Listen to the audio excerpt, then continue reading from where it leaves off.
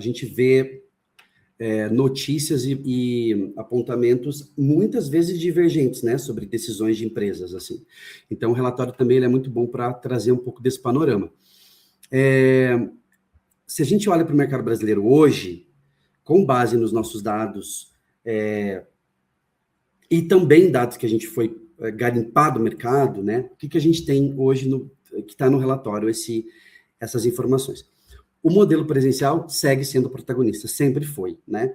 Com exceção da pandemia, que foi aquele susto todo. Acho que quem está vendo a gente não aguenta mais ouvir falar em pandemia, mas ela ainda respinga nesses resultados, né? Ao longo de todo o período analisado, algo entre 70% e 75% das posições publicadas na plataforma GUP foram para posições vagas presenciais. E isso, gente, quase não mexe muito no mês a mês, vocês vão dar uma olhada no relatório. Então, por mais que a gente fale muito de remoto, acho que é importante falar do remoto, do híbrido, a realidade ainda a maioria das vagas pede alguém fisicamente ali no local de trabalho. Ao mesmo tempo, o remoto, que é o nosso dado do meio ali, ele ocupa uma faixa de em torno de 15% a 20% das posições publicadas no último ano. Ele não sumiu, não voltou para 2019, né? 20 ali, mas também não cresce mais de uma forma explosiva. A gente também não espera que isso aconteça pelo que a gente está sentindo de mercado. A gente entende isso como sinal de maturidade. As empresas que conseguiram ficar no remoto, se estabelecer, operar no remoto, já adotaram esse formato. As que não conseguem, por tipo de atividade ou por estrutura, dificilmente vão adotar agora, vão continuar no presencial, a não ser que elas olhem para os talentos para além do seu bairro e da sua cidade, né? E aí é que entra, para aquelas que querem olhar, o personagem que vem crescendo devagarinho, mas vem crescendo firme, que é o modelo híbrido, né? Que está em torno entre 10% a 15% nessa última medição, com uma tendência de crescimento sutil ao longo dos meses.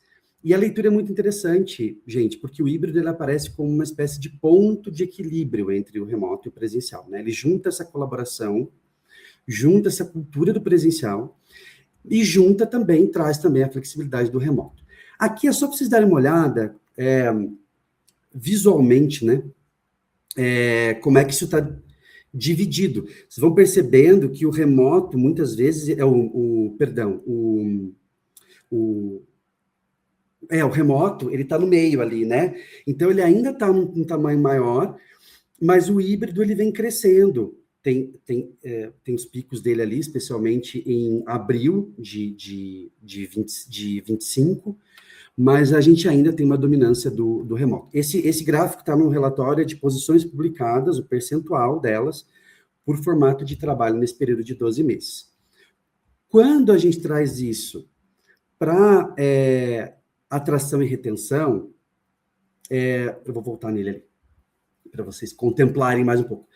A mensagem, eu acho que é muito direta, Tati. O modelo de trabalho tem virado argumento de empregabilidade. A gente vai falar um pouco disso quando a gente falar sobre benefícios.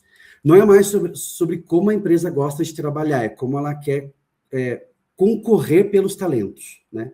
O relatório, a gente puxa alguns estudos globais, assim, que mostram essa resistência das pessoas a voltar a 100% presencial, e é muito comum isso também, e também a obrigatoriedade das empresas, mas a gente também traz como insight que as empresas precisam olhar sobre a possibilidade de flexibilizar se elas querem talentos,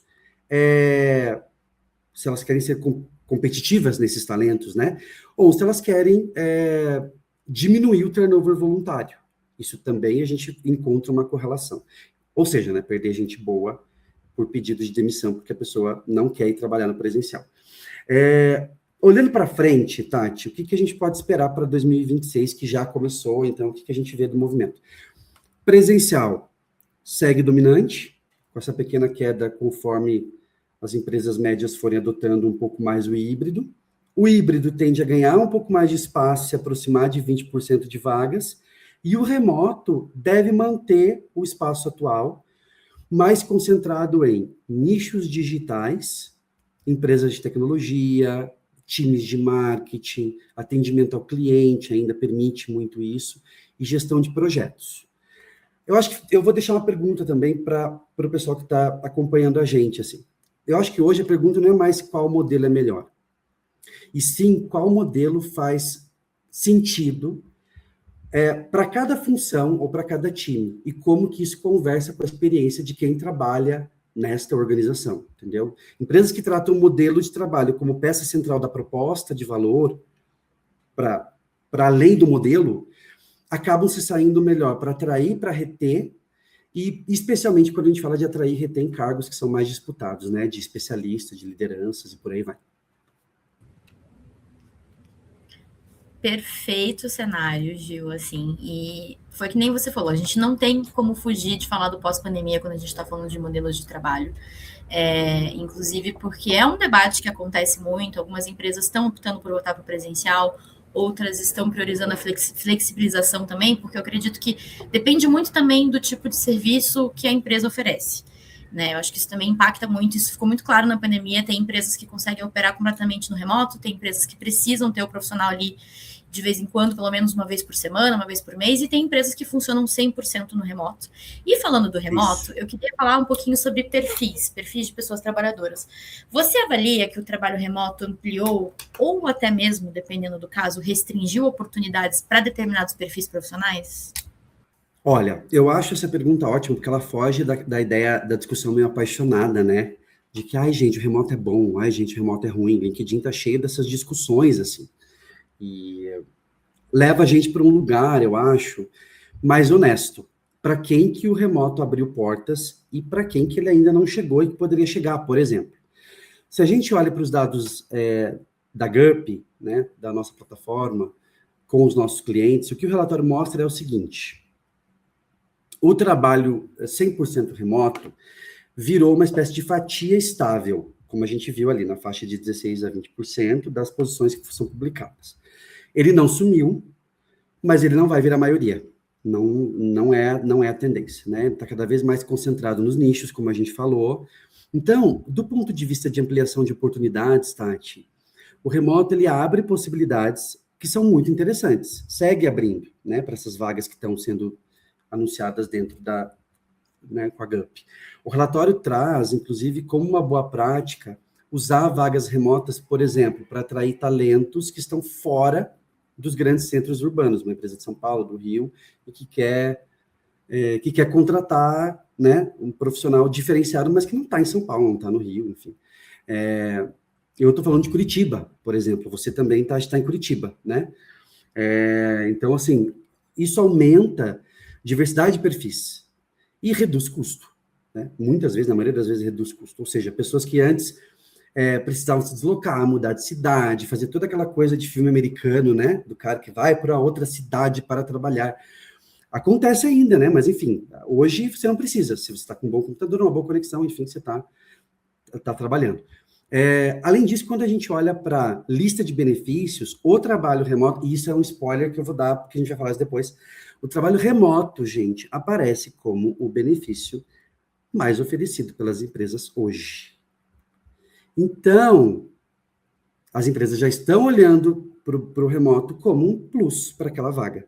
E os profissionais estão valorizando isso. Então, para quem consegue se encaixar em funções, né, o híbrido também, né? Aparece muito isso, né? Então, a ideia de você ter essa flexibilidade como benefício. Se você tem essa possibilidade, o remoto, de fato, amplia a opção, vira parte desse pacote de atração de talentos, né? Olhando para o outro lado, o remoto restringe, né? Não é viável para todo tipo de trabalho. Como é que você vai, num parque fabril, numa indústria, varejo, logística, como é que você vai implementar isso, né? Você precisa da presença e do calor físico e humano daquela pessoa, tá ali para estar fazendo a função dela em loco, né? Áreas de saúde também, muito, né, gente? Precisa de muito presencial. Então, não vai ter oportunidade centrada, muitas vezes, dependendo da organização, nesses setores, né? Fora do presencial. A gente fala também de limitação de infraestrutura digital e de resistência cultural. Tá ali na tela também para vocês. Isso é outro fator que a gente percebe em várias empresas. Isso, inclusive, em empresas de porte grande, né? Isso significa que, mesmo em funções que poderiam ser remotas, às vezes o modelo não avança porque não tem estrutura, porque a liderança não impulsiona isso, porque A empresa não olha para isso, né? Tem um jeito de pensar, um fio narrativo mais tradicional de pensar na sua gestão. Então, como é que eu resumiria esse caso, Tati?